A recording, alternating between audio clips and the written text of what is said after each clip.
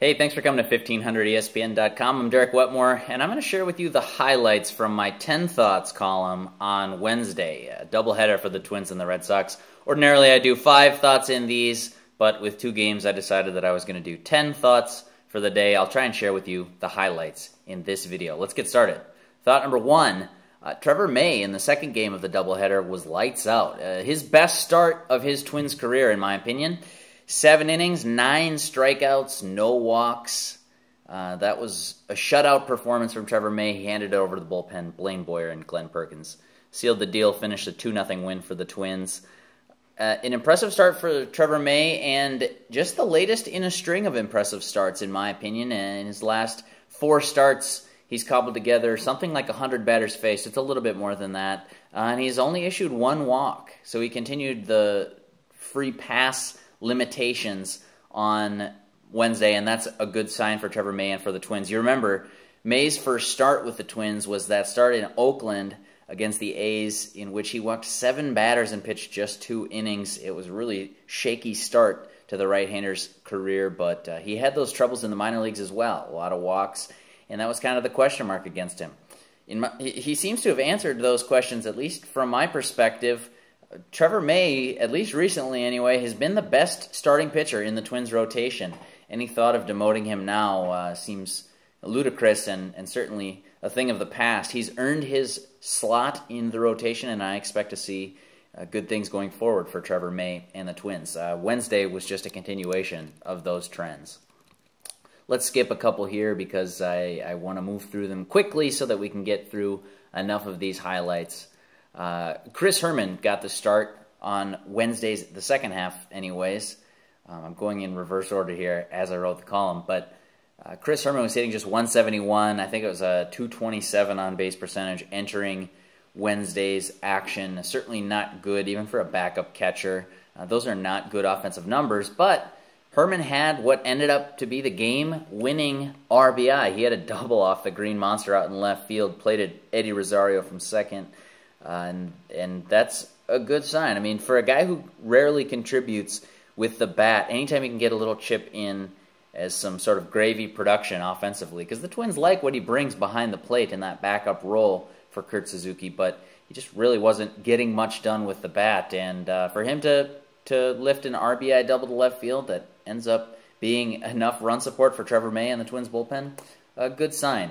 He's only had, I think it was 44 plate appearances entering Wednesday's game, so not very often is Herrmann used in the lineup, and he hadn't really done much offensively. But when the team is winning like this, I think they have 31 wins on the season now, you expect production from every spot in the lineup, every spot in the rotation, the bullpen, and in the field as well. The Twins are kind of getting that sort of production right now. It seems like each time they win, there's a new hero or 2 or 3 to really shine credit and give credit to, shine light on. Those are the 2 phrases, I think.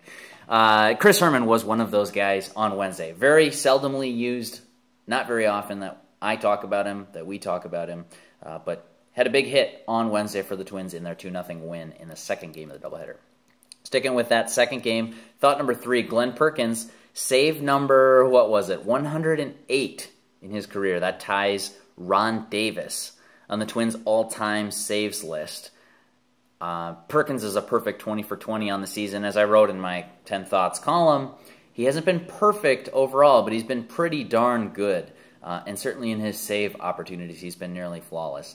Perkins' next guy he's hunting down on that list, somebody you might recognize, Everyday Eddie Guardado. I believe, I should double check this, but he has 116 career saves, if my memory serves me correctly. And he would be the next on the list for Perkins. So 108 now, ties Ron Davis. 8 more to get Everyday Eddie.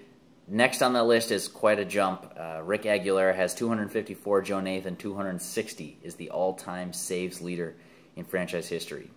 Perkins will have a ways to go, but I expect he'll catch Everyday Eddie this year. Heck, he might even do it by the All-Star break, the way things are going for Perkins and for the Twins right now.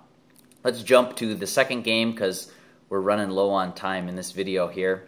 Phil Hughes got tagged. This is thought number 4. Phil Hughes got tagged by the Red Sox in game number 1. 11 hits, ties the most he's allowed in his career. He also gave up 5 earned runs. He's given up long balls. He's not striking out as many batters as he was a season ago. Now, he is limiting the walks. That's still an encouraging sign. But Phil Hughes, through 2 months of the season now, just hasn't been the same Phil Hughes we saw at the end of last season when, frankly, he was a legitimate ace across all of baseball. Phil Hughes was one of the better starters. The Twins signed him to a longer-term contract extension this offseason, and through 2 months, 11 starts, I believe, he just hasn't quite been the same pitcher. Mostly it's the home runs and the reduced strikeout rate. Those are somewhat concerning trends, but I think long-term Phil Hughes will be fine. I don't think you're worried about him sticking in the rotation. Certainly he's one of the 5 best starters in the organization. The early returns in the 2015 season just haven't quite been the same. Phil Hughes, he's relying on his fastball a little bit more. As I mentioned, he's not getting the strikeouts. I'm curious to see what it is, if there's an underlying problem with Phil Hughes, or if he's just not pitching quite the same. Sometimes that's how baseball works. That's a trend to monitor, certainly. I've mentioned all year. The home runs, the walks, the strikeouts are 3 things that I'm watching from Phil Hughes. And not a great start for him on Wednesday in the first half, and that led to a 6-3 Twins loss. So they split the doubleheader with the Red Sox. Let's wrap it up here. Thought number 5, Brian Dozier hit another home run, and guess where it went? Left field. That's where all of Brian Dozier's home runs seem to go. He's got 57 of them in his career, 55 of them out to left field, the other 2 to center field, none to right. This one was interesting. He basically just yanked a fastball out to left field over the Green Monster and just inside the left field foul pole. The fan on the farthest left seat in left field there in those bleachers up above the Green Monster got the souvenir baseball. Impressive season so far for Brian Dozier. I'm really surprised he's not getting more All-Star pub, but I think eventually he starts to get his due. He certainly is one of the best second basemen in all of baseball. Continues to show it in the 2015 season. That'll do it for this video. Thanks for coming to 1500ESPN.com. If you enjoyed anything here, check out my 10 Thoughts column, 1500ESPN.com, and check out the Touch 'Em All podcast.